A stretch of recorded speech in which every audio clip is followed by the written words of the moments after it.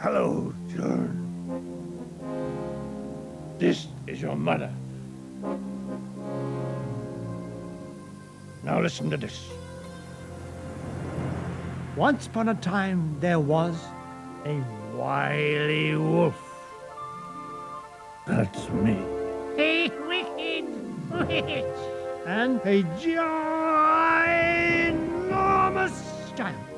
These three villains earned their reputation in a selection of folk tales set in the dark woods, deep lakes, and enchanted castles. In this story, our villains are the wily wolf and the cunning fox.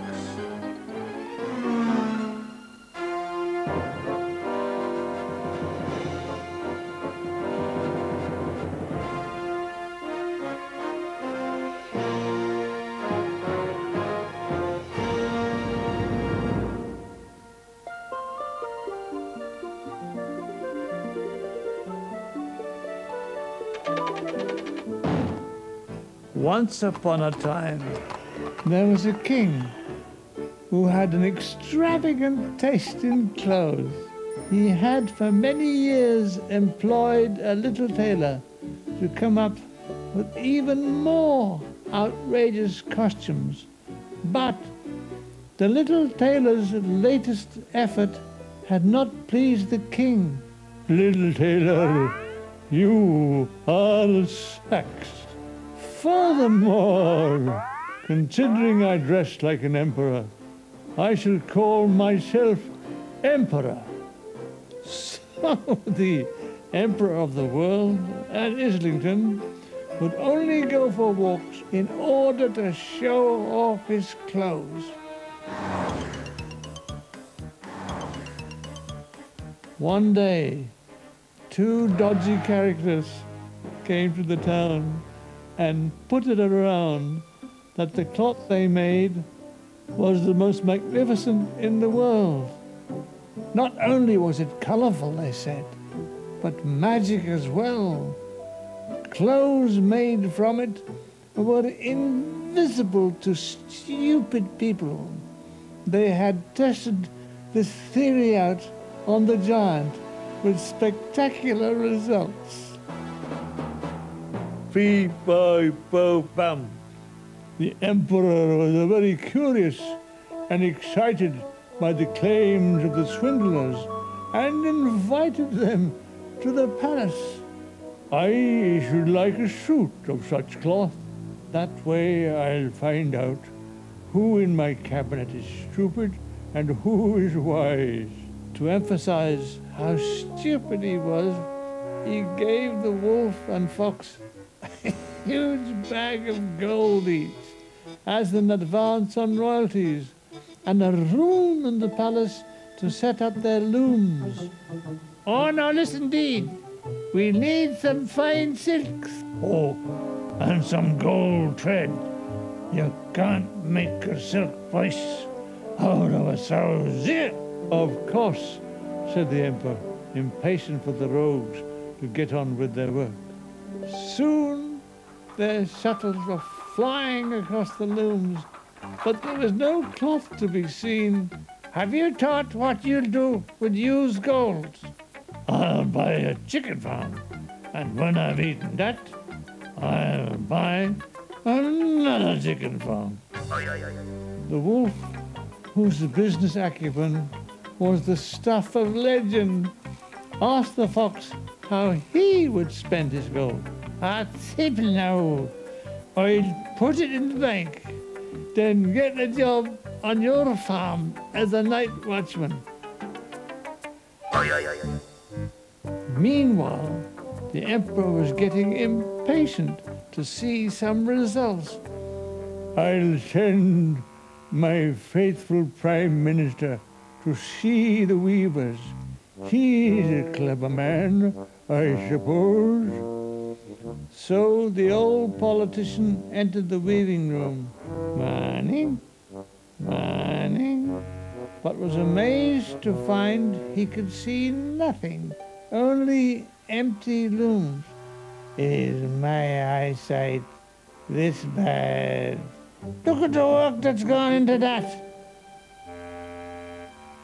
I'm not a fool, surely. Prime ministers are never fools. Well, what do you think, Prime Minister?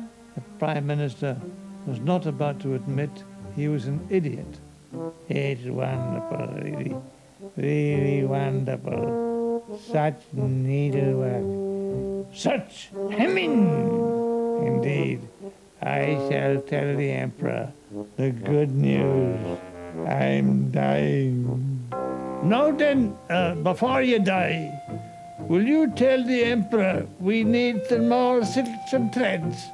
Yeah, and the money. So off went the dying Prime Minister to tell the Emperor, who in turn sent all his brainy ministers to view the magic cloth. Even the Minister for Education, who was supposed to be the cleverest of the lot, told the Emperor what he wanted to hear, that the invisible cloth was the finest in the world. It was what is known in the cabinet as collective responsibility. Finally, the Emperor himself decided to view the cloth. Together with his entourage, he entered the weaving room. The wolf and the fox had rehearsed their sales pitch.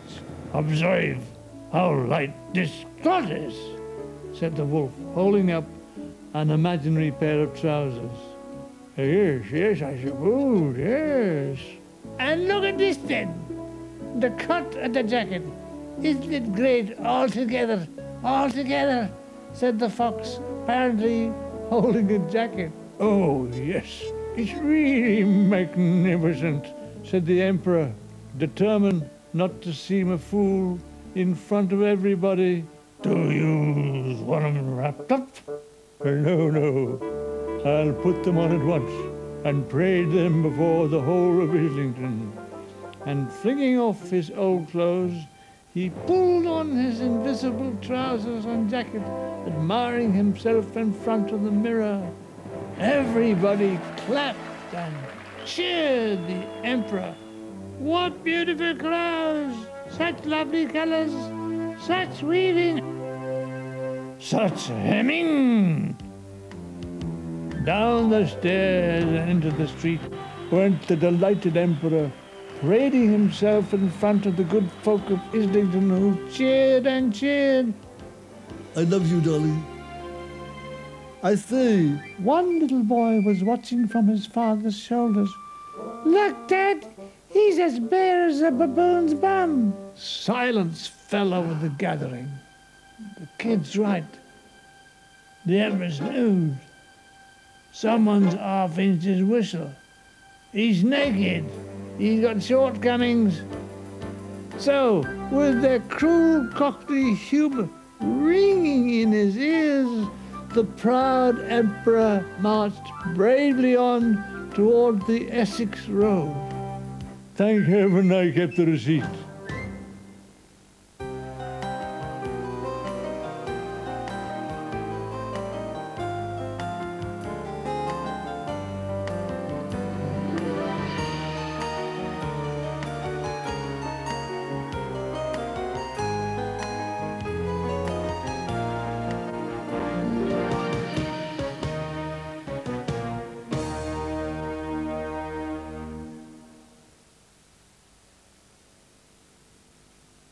Prince Carlos.